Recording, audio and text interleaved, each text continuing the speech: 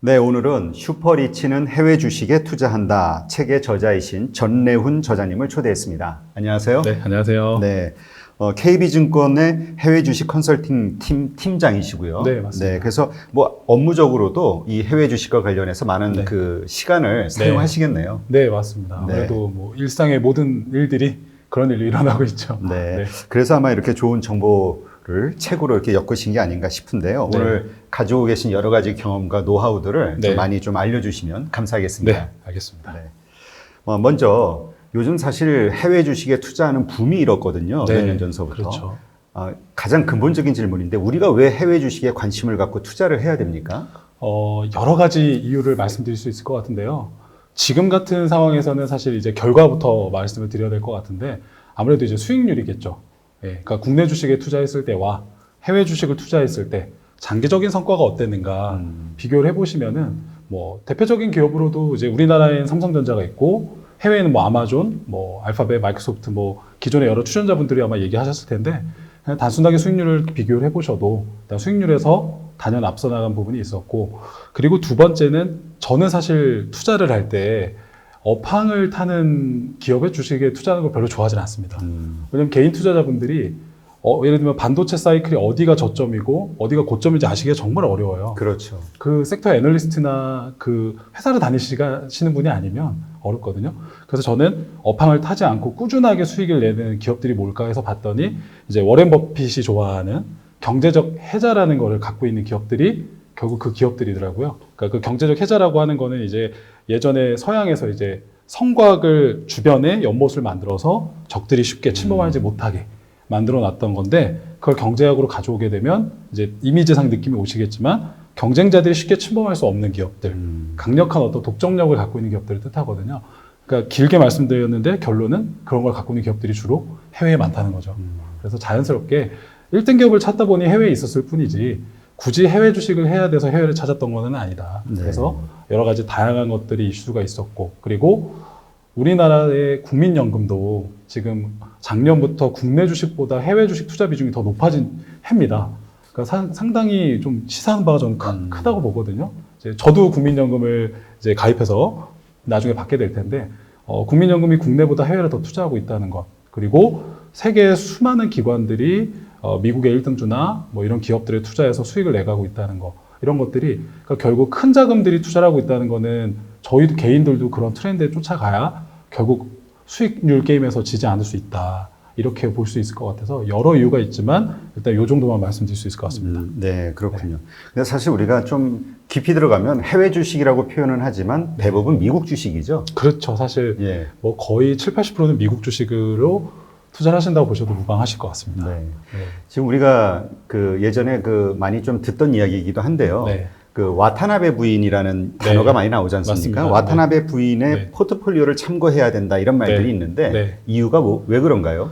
아무래도 이제 해외 주식이라는 것은 우리나라 분들이 보셨을 때 아직 가지 않은 길이거든요. 가지 않은 길을 갈 때 사람들이 가장 두려움을 많이 느끼죠. 그렇죠. 근데 누군가 먼저 선배가 걸어갔던 길이 있다면 아무래도 좀 더 마음 편하게 그 길을 보면서 따라갈 수가 있거든요. 그러니까 저는 그런 사례에서 이제 와타나베 부인은 저희에게 있어서 어떻게 보면 투자의 선배가 아니었나 그렇게 생각이 됩니다. 그게 무슨 말이냐면 1970년대, 80년대 이제 더 잘 아시겠지만 그때 일본이 이제 프라자 합의를 하면서 정말 최고의 경제대국에서 갑자기 잃어버린 20년에 들어가게 되거든요. 네. 근데 이제 그때 그냥 그 정도만 알고 계시고 실제 어떻게 됐는가에 대해서는 사실 모르시는 분들이 많으세요. 뭐 사실 그 바다 건너 나라니까 내일이 아니면 관심이 없거든요. 근데 실제 그때 당시에 니케이 지수가 4만 포인트까지 갔다가 잃어버린 20년이 되면서 1만 포인트까지 내려갑니다. 그러면 코스피가 2000이 거의 뭐 4~500까지 내려간 셈이거든요. 그럼 그때 대형주라고 해서 투자했던 일본의 개인들은 정말 장기 투자를 하면 할수록 더 손실이 났던 구간이었던 거죠. 그리고 뭐 저금리였고 저성장이었고 저수익이었고, 그래서 그때 당시에 와타나베 부인들, 이제 우리를 치면 뭐 강남 김여사라고 불릴 수 있을 것 같은데 그분들이 해외 채권, 해외 주식, 해외 부동산 이런 쪽으로 엔화를 그 나라 해외 통화로 바꿔서 직접 투자를 하게 되면서 이제 쉽게 말하면 환 포트폴리오가 완성이 됐고, 결국은 그렇게 많은 엔화가 바뀌어져서 나가 있으니까 쉽게 말해서 일본의 유사시에 어떤 일이 생기더라도 이 돈들이 분배가 돼 있기 때문에 이 돈은 안전하다.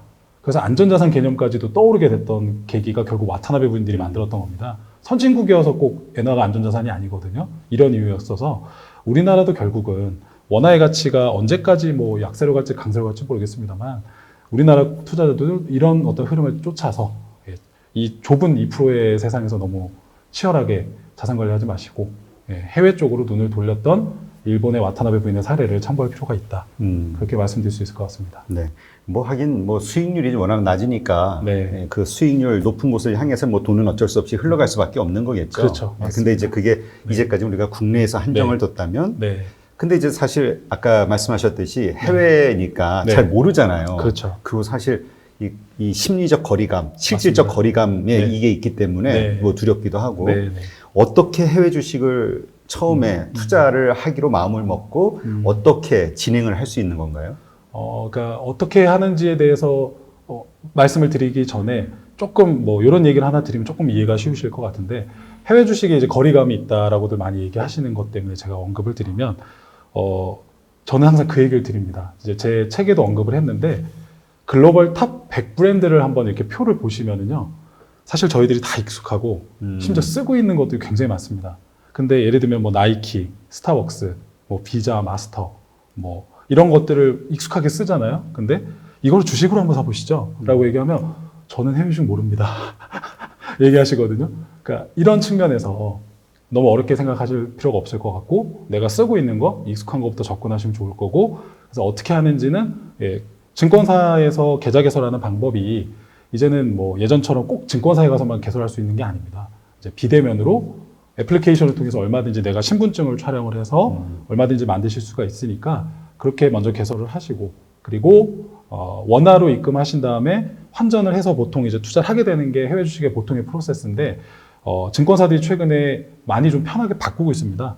그래서 뭐 제가 근무하고 있는 KB증권의 예를 들면 원화로 입금을 해서 바로 해외 주식을 매수를 하고 그리고 다음날 자동으로 환전을 해놓는 시스템도 있습니다. 그러면은 해외 주식을 하실 때도 환전도 해야 되고 막 복잡해서 모르겠어요, 뭐 싫어요, 막 이러시는데 쉽게 하실 수가 있으니까 그렇게 할 수 있는 방법이 있고 다만 이제 뭐 미국 국적자라든가 캐나다 국적을 갖고 계신 분들은 만약에 세금을 그 나라에 내고 계신다. 그러신 분들은 우리나라의 증권사를 통해서 해외 주식을 거래하시는 게 좀 어렵습니다. 그래서 그런 부분은 조금 유념을 하셔야 될 것 같습니다. 그러면 해외에 있는 교포분들은 이제 그 해당 국가의 어떤 금융사들을 그렇죠. 활용해야겠네요, 증권사들을. 맞습니다. 네. 그래서 그게 법으로 외국환법으로 딱 정해져 있기 때문에 반드시 대한민국의 주민등록번호를 가지고 있고 거소하고 있는 대한민국 국정자에 한한다. 이렇게 돼 있습니다. 네. 그러면 이제 투자를 본격적으로 하기 전에 그래도 뭔가 체크는 해봐야 되잖아요. 네, 맞습니다. 갑자기 뛰어들 수는 없는 거니까. 그렇죠. 어떤 네. 것들이 있을까요?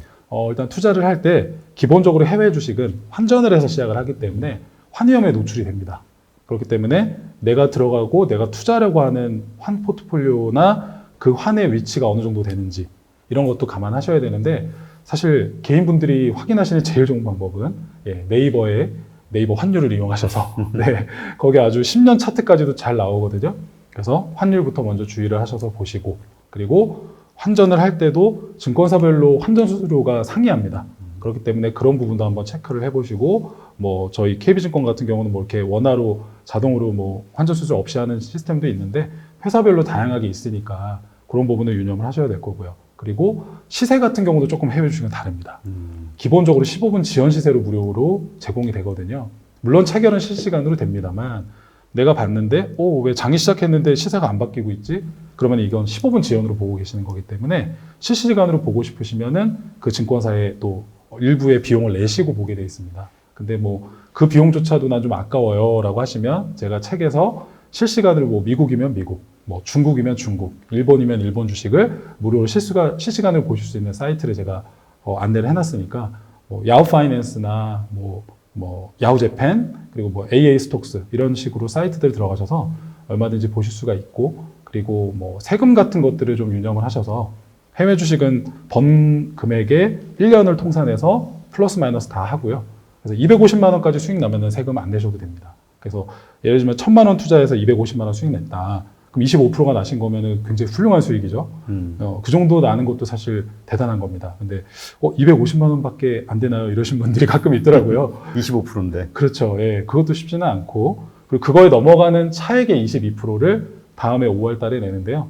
이 세금의 장점은 22% 자체가 비싸다 느끼실 수 있는데 그냥 내가 벌어들인 금액에 깔끔하게 22%를 내면 종결이 됩니다. 내가 뭐 예를 들면 사업소득이 있고 뭐 예를 들면 뭐 근로소득이 있고 또는 뭐 건물을 갖고 있어서 뭐 임대소득이 있다. 그거랑 합산되지 않기 때문에 깔끔하게 번 거에서 내면 종결된다. 그래서 굉장히 좀 어떻게 보면 저는 좀 쿨한 세금이라고 생각이 되거든요. 그래서 그런 부분은 좀 유념하시면 되시지 않을까 싶습니다. 아, 네. 그러면 이제 우리가 보통 그 5월 달에 종합소득세 신고할 때 네. 이러저러한 그동안의 모든 금융소득이나 무슨 네. 소득을 다 합산해서 신고를 해야 되는데 안 해도 네. 된다? 아, 그때 이제 예를 들면은 증권사별로 무료로 신고대행 서비스를 해줍니다. 네. 그래서 5월 달에 신고하는 기간이니까 보통 3월이나 4월에 미리 사전 신청을 받아요. 그래서 증권사에서 아마 알림이 올 거고, 최근에 이제 국세청에서는 250만 원 이내의 수익이 났거나 마이너스가 났어도 일단은 신고해라라고 권고는 하고 있습니다. 근데 사실 뭐 이 얘기가 나가면 나라의 국세청에서 저를 좋아하실지 모르겠습니다만 사실 신고를 250만 원 대상자가 아니면 안 해도 불이익은 없는 거거든요. 대상자가 아니시기 때문에. 근데 이제 다만 주의하실 건 주민번호 기준으로 250만 원이기 때문에 혹시 내가 뭐 KB증권에서 200만 원을 벌었고 또는 뭐 타사에서 또 뭐 200만 원을 벌었으면 합쳐서 450만 원이니까 이땐 대상자가 되시는 거라. 예, 가끔 착각을 하셔서 신고를 안 하시는 분들이 있었어요. 그러니까 무조건 1인당 한 계정 그렇죠. 그 1인당 맞습니다. 그러니까 그런 부분을 좀 유념을 하셔야 되고 5월 달에 증권사에서 무료로 신고 대행을 해주니까 그때 신고하시고 지로가 나오면은 깔끔하게 내시기만 하면 종결이 됩니다. 네. 그러면 뭐 1년에 250만 원까지는 세제 혜택이 있다고 하면 네. 수익이 만약 났으면 네. 일부러라도 한번 팔아가지고 수익을 현실화하는 것도 괜찮겠네요. 그렇죠. 세금 250만 원 정도 챙기고 맞습니다. 그래서 250 이내로 해놓고 다시 나머지- 사면 되니까. 맞습니다. 연초에 다시 사시면 되니까 그래서 바로 정확하게 일하셨기 때문에 그런 경우도 많으세요. 그러니까 연말 가서 절세를 하려는 움직임들이 많으십니다. 그러니까 연초에 1월부터 쭉 수익이 나다가 만약에 지금 보유하고 있는 종목이 만약에 손실 중이라면 고민을 하시겠죠. 이걸 팔아서 상계해서 세금을 좀 줄이자. 그래서 연초에 다시 사자. 예, 그런 식으로 활용하실 수가 있습니다. 네, 그렇군요. 그러면 지금 이제 사실 부자들 네. 혹은 이게 재테크에 정말 관심 있는 사람들이 네. 그 사실은 돈 냄새를 제일 잘 맡잖아요. 맞습니다. 네. 이게 아마 한 몇 년 전서부터 미국 나스닥이나 이 미국 주식에 투자하라는 이야기가 많이 네. 떠들었는데 특히 그 네. 표현하는 말 중에 강남 부자들이 네. 투자하고 있다 이런 맞습니다. 얘기가 나왔었거든요, 뉴스에. 네. 지금 강남 부자들의 포트폴리오는 어떻습니까? 해외 주식과 관련해서? 정말 사실 부자분 아까 말씀하신 게 맞으시는 게 저는 이제 대치동에서 근무를 했었는데 뭐 그 주변에 도곡동도 있고 뭐 압구정동도 좀 멀리 있긴 하지만 그 일대에 있는 분들을 정말 많이 만나게 됐거든요. 근데 제가 느꼈던 건 말씀하신 대로 정말 빠르신 것 같아요. 그러니까 예를 들면 제가 늘 놀랐던 게 개인 투자자분들이 보통 환율 타이밍까지 물어보신 분들이 많지 않으세요. 먼저 오늘 예를 들면 전 팀장은 오늘 환율이 1,050원이 됐는데 이 정도면 달러 바꿔야 되는 거 아닌가요? 그러니까 질문이 벌써 이렇게 다르세요. 그러면 저는 지금 정도면 괜찮으실 것 같고 분할로 바꾸셔도 됩니다. 그럼 일단 바꾸시고 그 다음에 타이밍을 보시다가 정보가 굉장히 본인들끼리 많으신 것 같아요. 지금 금이 저평가돼 있다고 하는데 뭐 앞으로 양적 완화나 이런 것들이 되게 되면은 실무 가치가 더 올라가서 금이 더 가지 않을까요? 관련된 ETF를 찾아주세요. 이렇게 디테일하게 질문이 오세요. 그럼 사실 저희는 솔루션을 드리는 입장에서 굉장히 편하죠. 예, 그래서 이렇게 좀 발빠르신데 최근에 강남 부자분들의 포트폴리오는 제가 이번 책에서 한 10가지 사례를 직접 제가 경험한 거를 적어놨는데 대표적인 거 한 2개 정도를 말씀드리면 첫 번째 가장 베이직한 케이스는 말씀하신 대로 아마존, 구글, 그러니까 FAAMG라고 하거든요. 페이스북, 아마존, 애플, 마이크로소프트, 구글. 이 기업들은 일단 무조건 머스트헤브 아이템으로 다 갖고 계시는 것 같아요. 그러니까 글로벌 1등을 주도하고 있는 기업들을 갖고 계시고 그리고 성향에 따라서 조금씩 다르지만 뭐 예를 들면 비자라든가 아니면 뭐 워렌 버핏의 회사인 버크셔 웨이 그리고 또는 이제 존슨앤존슨 같이 글로벌 헬스케어 1위 기업 그리고 조금 이제 업종에서 디테일하게 들어가셔서 조금 이제 더 성장주를 원하시는 분들은 뭐 테슬라라든가 엔비디아, AMD 그리고 이제 반도체 쪽에 관심이 많으신 분들은 제가 이제 꼭 말씀드렸던 종목이 ASML이라고 하는 글로벌 반도체 노광 장비 독점 기업이 있습니다. 지금 삼성전자나 하이닉스가 굉장히 많이 지금 가져오고 있는 장비인데 뭐 그런 기업들도 많이 갖고 계시고 그리고 두 번째 사례로 말씀드리고 싶은 게 강남에 계신 부자분들의 어떤 특성은 안전자산을 굉장히 좋아하세요. 그래요? 그래서 달러 그리고 미국의 국채 그리고 금 그러니까 이 세 개가 전 세계에서 가장 안전한 자산이잖아요. 여기다 추가로 하나 더 가져가신다 그러면 이제 일본 엔화겠죠. 그래서 이 세 가지를 한 번에 투자할 수 있는 게 이제 ETF거든요. 그래서 미국에 달러로 환전을 해서 투자할 수 있는 금 ETF는 이제 뭐 IAU라든가 GLD라는 코드를 쓰는 ETF들이 있고, 그리고 미국 국채 ETF는 이제 초단기채, 중기채, 장기채, 만기별로 세 가지 ETF가 다 있거든요. 그래서 뭐 가장 근데 그 중에서 이제 많이들 투자하시는 게 장기채, TLT라는 코드를 쓰는. 그래서 이 ETF는 안전자산인 국채를 한 개가 아니라 40개를 분산 투자도 하면서 매월마다 달러로 배당을 또 지급해 줍니다. 그래서 월지급식을 굉장히 선호하시는 분들은 좋아하셔서 보통 이런 식으로 강남 부자분들은 포트폴리오 많이 구성을 하시고, 거기서 조금 차이를 더 둔다 그럴 때는 이제 유럽의 뭐 루이비통이라든가 LVMH 그룹이나 또는 이제 구찌 브랜드를 갖고 있는 캐링, 이런 기업들을 보통 투자를 많이 하시는 것 같습니다. 그러니까 일등주 아니면 명품주를 선택하는 거군요. 맞습니다. 그러니까 아주 잘 나가, 그러니까 네, 앞으로 잘 나갈 것도 있지만 네. 지금 현재 최고인 거, 그렇죠. 그거를 선택을 하네요. 그렇죠. 그래서 실제 저도 이제 투자 포트폴리오를 짜드리고 이 기업들이 무조건 잘 되지만 않았을 거거든요. 중간에 부침도 있었고 뭐 무역 전쟁도 있고 늘 리스크를 갖고 있는데, 제일 부자분들이 보는 포인트의 첫 번째는 회복 탄력성입니다. 그러니까 주가가 하락하더라도 1등주는 바로바로 제자리를 회귀한다는 거죠. 근데 그게 한국 기업들하고 비교를 했을 때 한국 기업들의 원점으로 회복하는 그 동력이 사실 안타깝게도 많이 떨어집니다. 그러면 버텼을 때 올라오는 시간이 짧아야 되는데 상당히 길어지죠. 우리나라 기업들은 뭐 2년, 3년 그랬는데 미국에 있는 1등이나 뭐 유럽에 있는 기업이나, 그리고 이제 깜빡하고 말씀 안 드린 게 이제 중국의 대표 업종별 1등주들, 뭐 알리바바나 텐센트, 뭐 배달의 민족이라고 불리는 메이트원딘핑, 뭐 해천미업, 이리실업, 국제여행사, 뭐 이런 기업들이 뭐 귀주모태주, 특히 부자분들이 귀주모태주를 참 좋아하세요. 고급수를 좋아하시나 보네요. 그렇죠. 네, 그래서 그것도 제가 뭐 이따가 또 말씀드리도록 하겠습니다. 네. 그러면 사실 이번에 2월, 3월 달에 그 코로나 사태로 전 세계 금융시장이 폭락하고 아주 요동을 쳤잖아요. 그렇죠. 그러한 어떤 위기 상황이 발생했을 때 강남 부자들의 투자 스타일은 어떻습니까? 일단 손절매를 하고 다시 매수를 하나요? 아니면 버티면서 추가 매수를 하나요? 그것도 이제 상당히 케이스 바이 케이스일 수 있고요. 그리고 이제 그거를 관리해주는 PB들의 이제 성향이나 선택이 굉장히 중요할 텐데, 보통의 경우는 홀드를 하거나 더 추가 매수를 하는 경우가 많습니다. 왜냐면 아까 말씀드렸다시피 한국 기업이랑 미국의 1등주가 동시에 빠졌을 때 어느 기업을 들고 가고 어느 기업을 손절을 할 것인가, 우선순위를 뒀을 때 자연스럽게 한국주들은 손절을 빠르게 하게 되더라고요. 근데 이 기업들은 비즈니스 구조가 워낙 압도적이고 독점을 하고 있고 해자를 갖고 있다 보니까 어쨌건 무역전쟁이나 코로나는 일회성 이슈니까 영원한 건 아니다. 결국은 이 부자분들에게 가장 큰 메리트는 뭐겠습니까?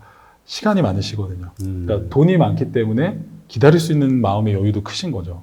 그러니까 결국 그런 분들이 버티시고 또 돈을 버시더라고요. 네. 그렇군요.